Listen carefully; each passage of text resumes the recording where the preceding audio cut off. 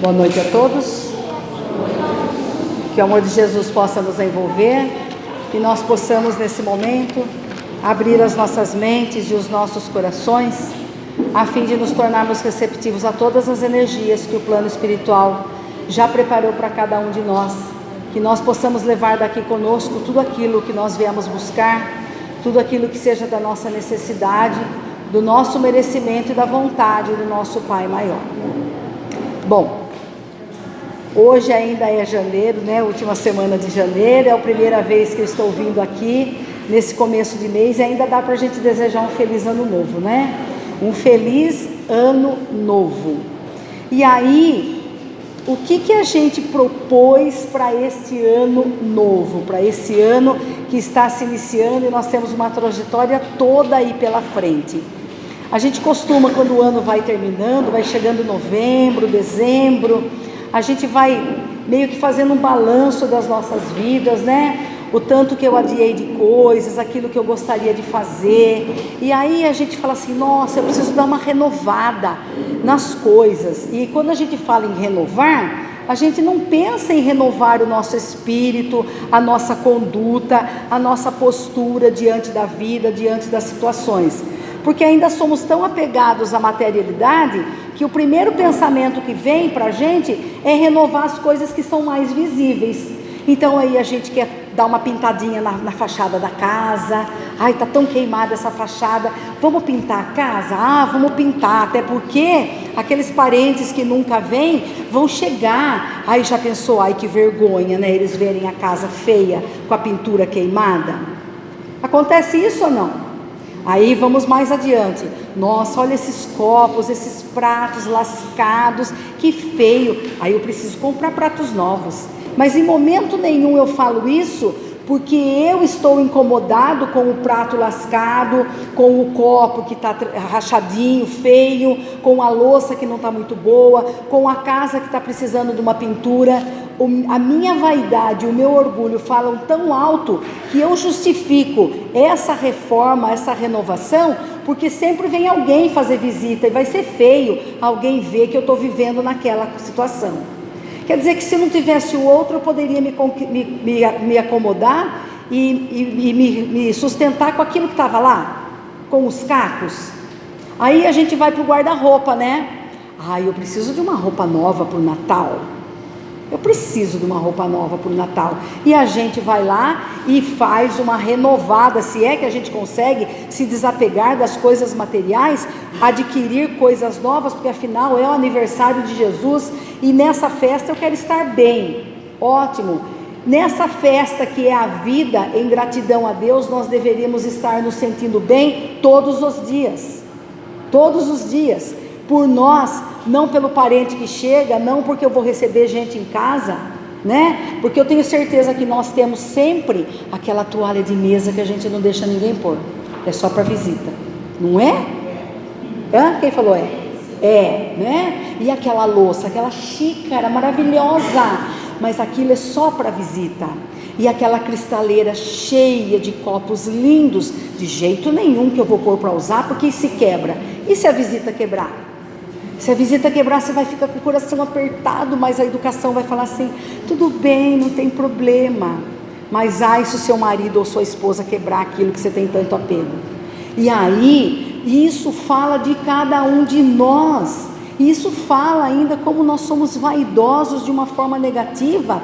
A vaidade que nos faz ter e cultivar o auto-amor, o auto-cuidado é uma coisa que nos faz andar aciados, tomar banho, se vestir, colocar uma roupa bonitinha. É essa vaidade do bem se cuidar e de se amar que faz com que nós caminhemos diante dela. Mas aquela vaidade que faz com que nós adiemos a nós mesmos e nos preocupemos demais com o pensamento do outro, isso é negativo, isso é nocivo. Isso fala da nossa pequenez espiritual. Isso fala do quanto nós ainda nos importamos com a opinião do outro e nós fazemos as coisas por aparência. E aí vamos trazer isso para o nosso campo espiritual, porque nós somos espírito. A nossa verdade, aquilo que nós vivemos, fala sobre nós. Porque quando nós estamos travestidos, quando nós estamos simulando um comportamento que não é original e nem é natural nosso, ele está falando da nossa pequenez ainda. Ele está falando da necessidade que eu tenho da aprovação do outro, que o outro me aceite. É por isso que o nosso comportamento no dia a dia é tão diferente lá no nosso trabalho e dentro de casa. Porque lá no meu trabalho eu preciso exercitar a educação, eu preciso tentar ser gentil, eu preciso tentar engolir sapos e desaforos, porque senão eu vou sair no braço com todo mundo. Mas vencida a batalha do dia, quando eu chego em casa, eu não deixo só o sapato ali na porta, eu deixo a minha carapaça, eu deixo a minha vestimenta daquilo que eu fingi o dia todo, e dentro de casa eu sou aquela pessoa que realmente habita em mim. Eu sou aquele espírito ainda que é irritadiço, é impaciente, é intolerante, é arrogante, é prepotente. Tudo aquilo que a gente segura lá no âmbito profissional e até no âmbito dos nossas amizades, do social, eu deixo aquilo e me despojo e me torno realmente a pessoa que eu sou dentro de casa. E nesse contexto o Evangelho diz para nós: quantos pais de família, quantos de nós que são amados lá fora, mas detestados dentro dos seus próprios lares? Porque ali no lar não há gentileza, não há educação, não há amorosidade, não há bondade. Isso fala de nós. Então, nesse contexto de renovação, de ano novo, a proposta do tema hoje para a gente conversar e refletir é sobre a renovação espiritual. Porque já que nós já cuidamos, porque o Natal já passou, né? As festas também, as crianças vão para a escola a partir de amanhã, se Deus quiser, né? Porque durou 350 dias as férias, né? Não tem mais o que a gente fazer com as crianças, a gente quer que elas vão para a escola, para a gente poder voltar para a rotina. Então, graças a Deus, então a gente já deixou tudo em ordem, a gente já fez faxina no guarda-roupa, a gente já comprou copo novo, a gente já comprou roupa nova, está pagando ainda, né? Está pagando, mas fez. Agora é hora da gente expandir o olhar para aquele ser que nós somos, que é o ser espiritual. Não é todas essas pequenezes que envolveram os nossos dias, é para esse ser espiritual que nós somos, eternos e em construção, olhando para a oportunidade que a vida nos dá todos os dias de nos tornarmos melhores diante das nossas dificuldades. Então a vida vem chamando a cada um de nós para essa renovação. E aí eu fui buscar lá no dicionário, entender o que é a palavra renovar, para que não sobre nenhuma dúvida nessa questão. E aí, renovar diz assim: fazer ficar como novo, alterar-se para melhor. E aí a pergunta vem: o que é que eu tenho em mim para melhorar, para alterar, que possa ficar melhor? Qual é o comportamento que eu olho e que vamos acreditar que nós temos um nível de consciência já, que eu olho e eu falo: eu sei que eu sou teimoso, eu sei que eu sou impaciente, eu sei que eu gosto sempre de ter as minhas palavras acatadas. Quando você olha para isso, é você ver onde você pode melhorar. Porque todas essas características de querer ter sempre a razão, de querer que as coisas sejam sempre da nossa maneira, de querer fazer as coisas sempre do meu jeito, não ouvir o outro, não dar gentileza, ser impaciente, ser intolerante, ser intransigente, isso faz parte da nossa característica ainda pequena, que traz orgulho, que traz vaidades, que traz egoísmo em si mesmo. E é para alimentar esses sentimentos menores que nós ainda trazemos no coração, que nós temos comportamentos assim, que acabam trazendo conflitos dentro de casa, desarmonia no nosso lar, quando eu não consigo respeitar o ponto de vista do outro. Então é olhar e falar assim: por que eu tenho tanta dificuldade em respeitar a opinião do outro? Por que eu acho que eu sempre tenho a razão? Porque eu já tenho 70 anos de idade e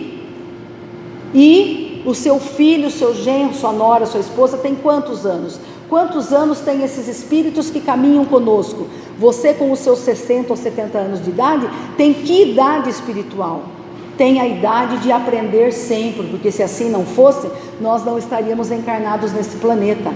Então é entender que somos seres em construção, que a verdade de cada um diz respeito a cada um de nós, que a verdade que cada um traz consigo, e é em razão dessa verdade que cada um de nós escolhe caminhos diferentes, essas verdades foram construídas pelos nossos passos do passado, pela somatória de eventos que o nosso espírito já vivenciou, pelas escolhas que fizemos.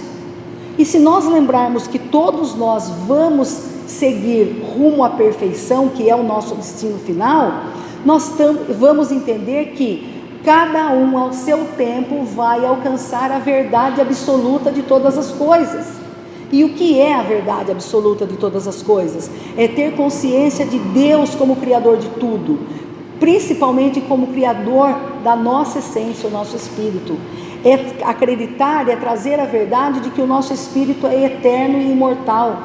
É acreditar que a cada dia eu tenho oportunidade de ser melhor.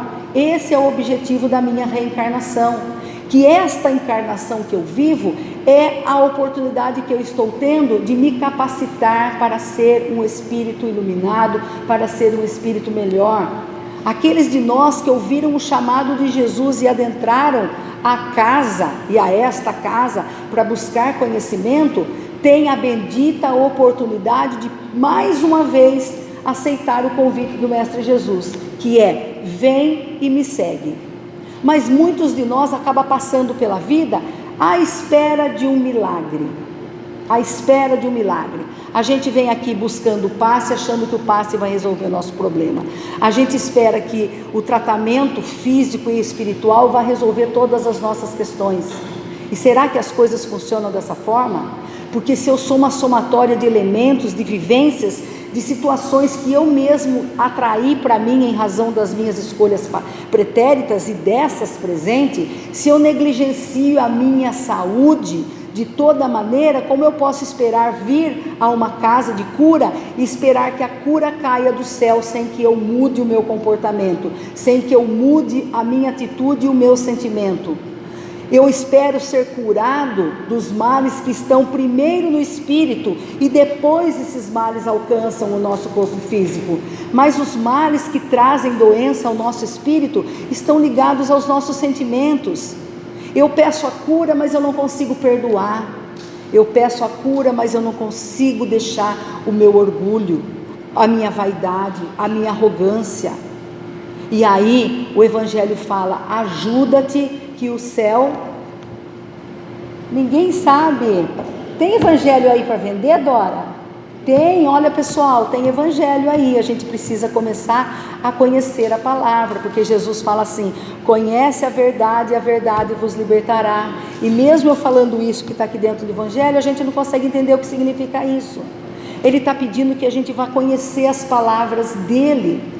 E através da leitura do Evangelho, além das palavras que ele disse, da prática da caridade e do amor que ele realizou, os Espíritos ainda vêm complementando as lições para ficar mais fácil para a gente entender. Então, quando ele pede que nós conheçamos a verdade que vai nos libertar, é essa verdade sobre Deus, Criador de todas as coisas e Criador de nós, sobre o nosso espírito que é imortal, sobre a oportunidade que cada encarnação nos dá de sermos melhores.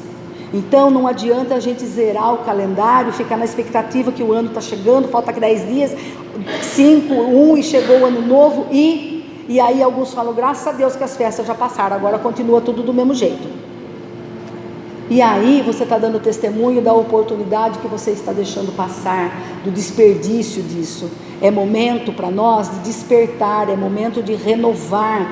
O ano que se encerra como um ciclo e o outro que começa é a oportunidade de renovação, é ação no se melhorar, e eu preciso olhar para isso. Então, renovação no contexto emocional é ressignificar, dar um novo fôlego e fortalecer algo que já existe. Veja como é amplo isso. É ressignificar. Então, talvez esteja no momento da minha vida em que eu precise ressignificar alguns comportamentos. Porque se eu sou intransigente, irritável, impaciente, e isso causa discórdia em família, além de eu estar arrastando para mim compromissos de reparação para com aqueles, eu estou repetindo comportamentos que estão sendo danosos. Então talvez seja o momento de eu perceber e ressignificar que talvez essa não seja a melhor maneira de se me conduzir. Talvez eu esteja fugindo da proposta de Jesus, que é o exercício do amor e da caridade. Porque onde tem amor e caridade, tem paciência, tolerância, gentileza, bondade, compaixão, indulgência, tudo aquilo que a gente precisa no dia a dia. E quando nós estamos do lado oposto, dando vazão ao nosso orgulho, à nossa vaidade, eu estou fugindo da proposta de Jesus. Então, renovação é a oportunidade de ressignificar atitudes e comportamentos.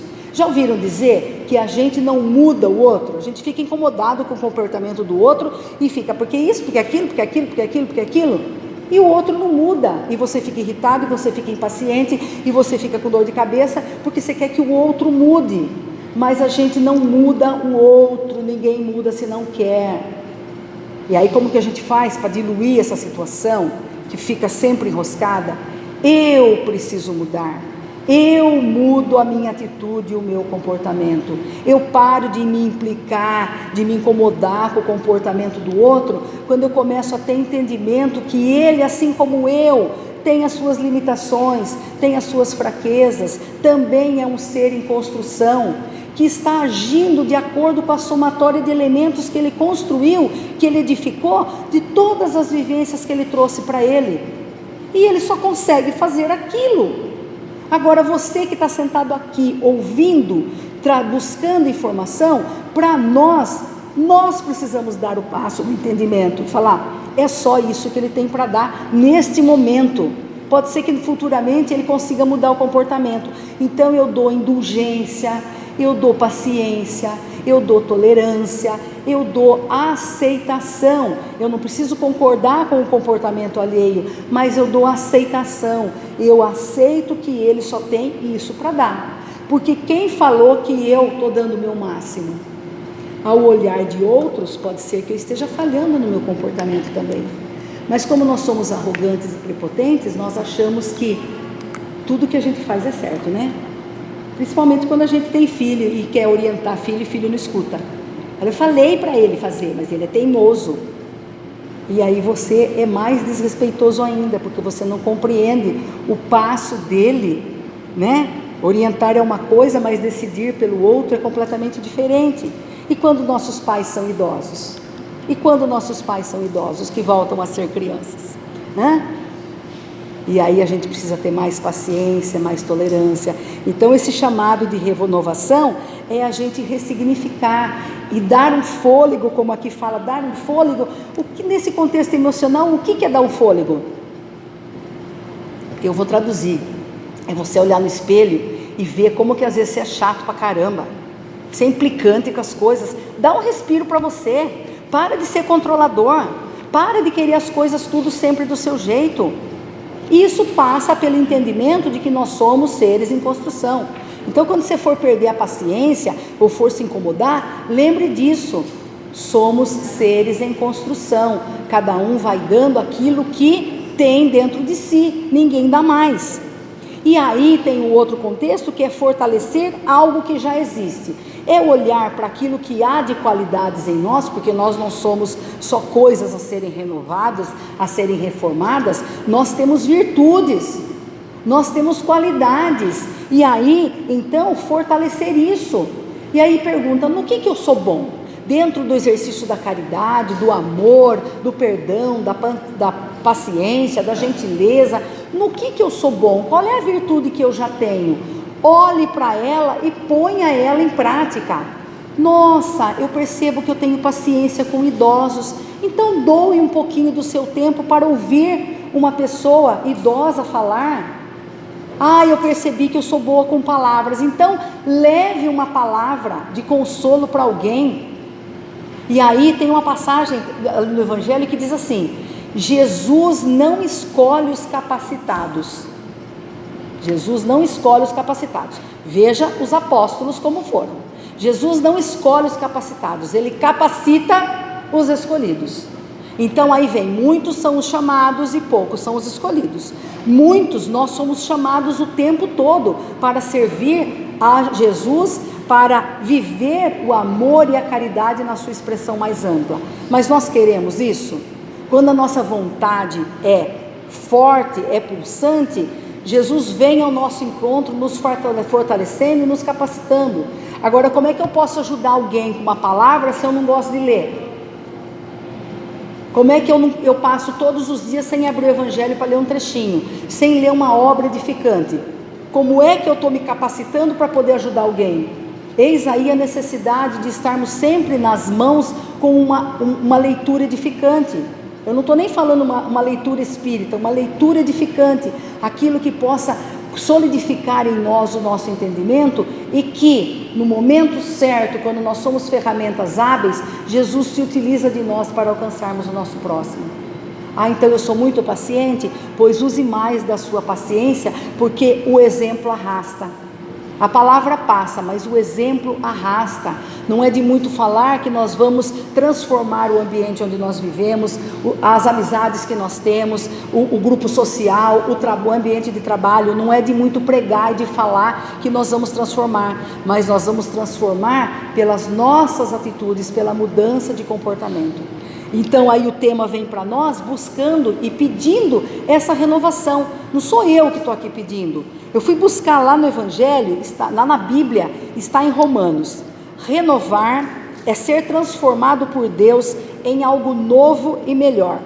Não apenas restaurar o antigo, envolvendo a renovação da mente e do homem interior, o que significa uma transformação espiritual profunda e contínua, mudando hábitos, pensamentos e afeições para refletir a vontade de Deus, resultando em força e vigor renovados. Está lá em Romanos, e eu fiquei lendo isso, e aí me parou algo aqui.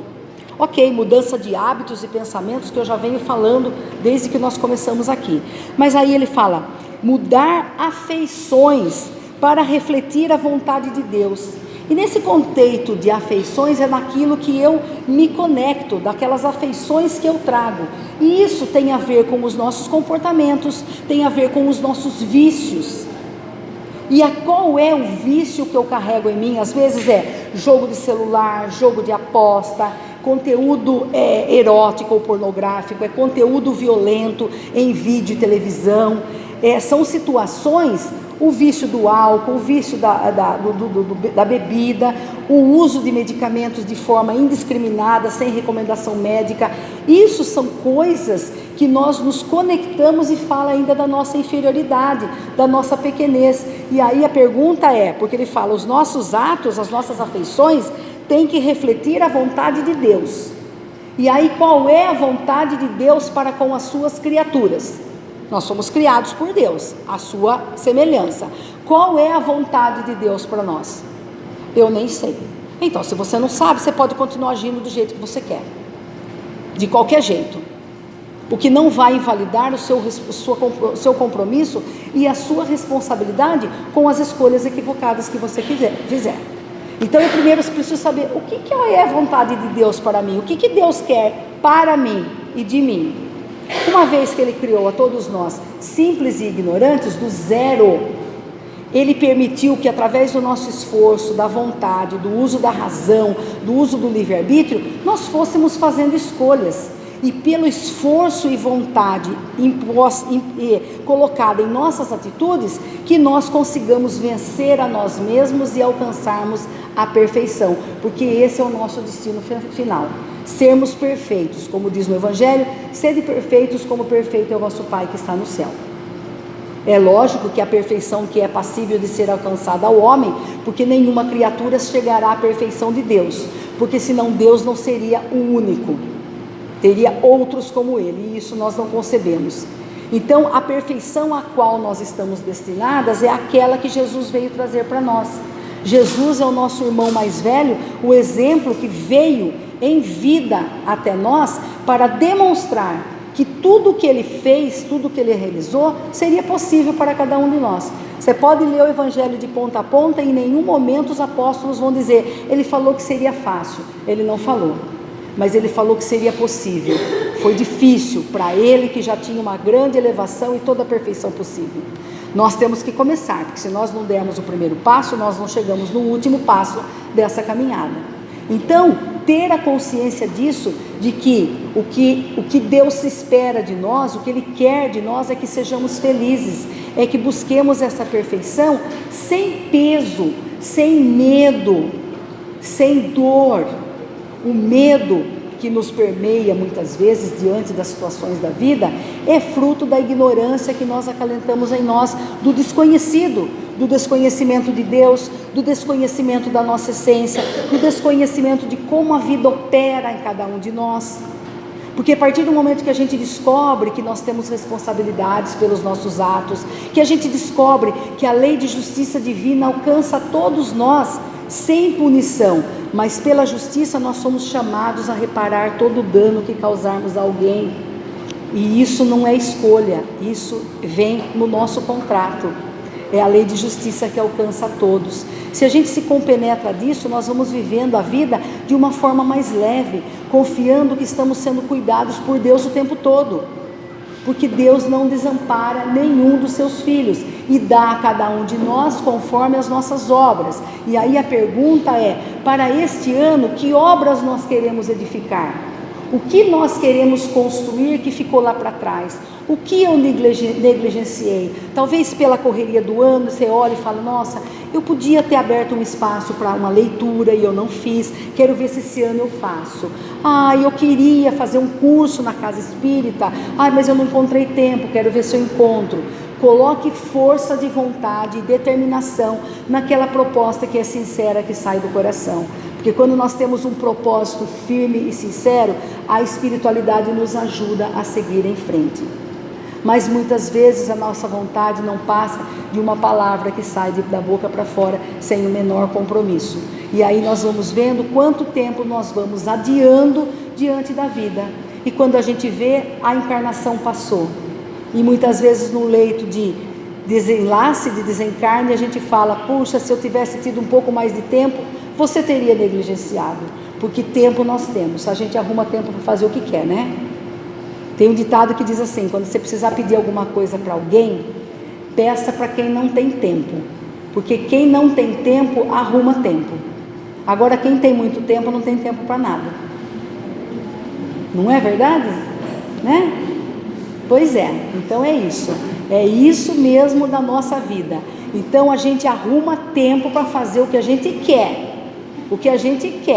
aquilo que a gente finge que quer, a gente fala para dar uma satisfação social, no âmbito familiar, ou social, ou o quê?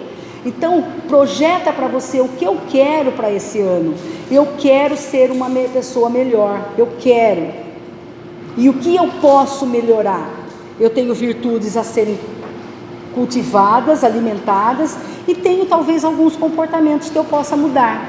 Não adianta a gente fazer uma lista com 10, 15 itens para querer fazer, porque não vai dar certo. Tá chovendo. Não adianta a gente fazer uma lista grande, porque não vai dar certo. Não adianta você começar com o pior dos seus defeitos, porque também não vai dar certo. Ele caminha com você há muito tempo. Pegue algo que esteja ao seu alcance. Quem é aquela pessoa que te tira a paciência dentro de casa? Pois então comece o exercício. Vou ter mais paciência com essa pessoa. Eu vou tentar segurar a palavra antes que ela saia da minha boca. Eu vou tentar contar até 5, até 10 antes de lançar a palavra que ofende. Porque a palavra que ofende, quando ela foi lançada, você já criou para você um fio de ligação com aquela pessoa, e a vida vai te chamar para reparar aquela ofensa. Então é melhor a gente não se comprometer. Se cale, serene. Às vezes a maior caridade que a gente pode dar para o próximo é o silêncio. Pelo silêncio você não se compromete diante da vida a ponto de ter que reparar o mal feito a alguém. Então, diante disso, eu espero que para este ano, rapidamente, enquanto eu falei, eu espero que vocês tenham levado à mente alguma questão que você pode trabalhar, que está dentro do possível para ser transformado, mas você precisa querer. E aí a reflexão é: eu quero fazer diferente? Eu quero mudar? Não, para mim tá bom assim, eu vou ficar assim. Ônus seu. São consequências que vão ser arrastadas até você? Se tiver tudo bem para você, o Pai não nos cobra. Ele respeita o nosso livre-arbítrio, mas a colheita daquilo que nós decidimos fazer vem para nós, não vem para o outro. Então que nós possamos olhar para isso, ver a responsabilidade que cada ato nosso requer, um gesto de bondade, um esforço para se tornar um pouco melhor. Vamos renovar e vamos também colocar aquela louça bonita para usar no dia a dia, porque o que nós temos é só o presente. O passado já foi e o futuro a gente não sabe se vai estar. Você vai guardar a louça de herança para os seus netos? Para quê? Para quê? Vamos nos prestigiar com essa presença, com aquilo que a vida nos dá. Vamos nos colocar em acolhimento, porque só quem se acolhe pode abrir espaço para acolher o outro e dar do seu amor a outrem. E que nós possamos olhar para isso. Que tenhamos um ano brilhante, alegre, cheio de felicidade. Alegria transmite a confiança que nós temos em Deus, a confiança que nós estamos sendo cuidados por Deus em cada momento, inclusive naqueles momentos difíceis, mas também passa pela compreensão de que se às vezes temos momentos difíceis, esses momentos vieram até mim em razão das minhas escolhas, talvez equivocadas, mas eu sou capaz de vencê-las. Vamos lutar com esperança, com fé e determinação, porque o Pai nos acolhe em todo momento. Que assim seja. Muito obrigada.